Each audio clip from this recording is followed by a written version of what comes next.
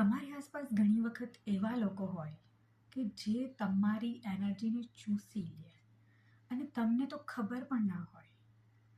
તો તમે મને પૂછશો કે તો ખબર કેવી રીતના પડે કે આવા લોકો છે કે મારી એનર્જીને ચૂસી લે છે?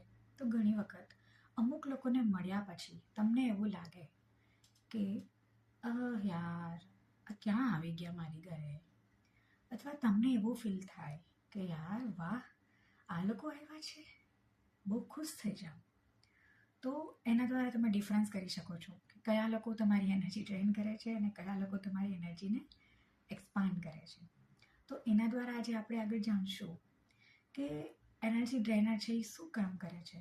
તો એ આપણી જે ઓરા છે, આપણી એનર્જી છે એને ડાઉન કરી નાખે છે અને આપણો પૂરો જે ટાઈમ છે એ આપણે જેટલી આપણે ગેઇન કરી હોય એનર્જી એના ઉલટા રિવર્સ નેગેટિવ થોટમાં જતો રહ્યો છે.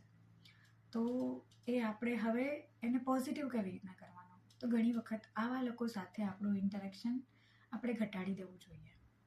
તો સૌથી પહેલાં શું કરવાનું, આપણે જોવાનું કે કોણ મારા 5 કલાકના ફ્રેન્ડ છે, કોણ મારા 1 દિવસના ફ્રેન્ડ છે, કોણ મારા 30 મિનિટના ફ્રેન્ડ છે અને કોણ મારા ખાલી 5 મિનિટ્સ ફ્રેન્ડ છે.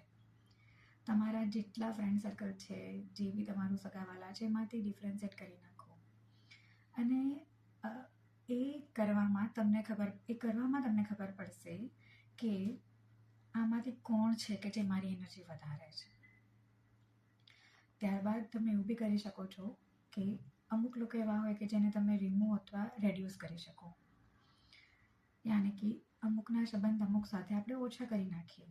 ત્યાર પછી ક્રિએટ અ ડિસ્ટન્સ, એટલે કે તમે થોડું ડિસ્ટન્સ કરી શકો એના તરફ અને ઘણા સાથે તમે તમારો જે છે વાતો કરવાનો જે ટાઈમ છે એને ઓછો કરી નાખો. તો આવી રીતે તમે ટોક્સિક લોકોથી પોતાને બચાવી શકો. Thank you.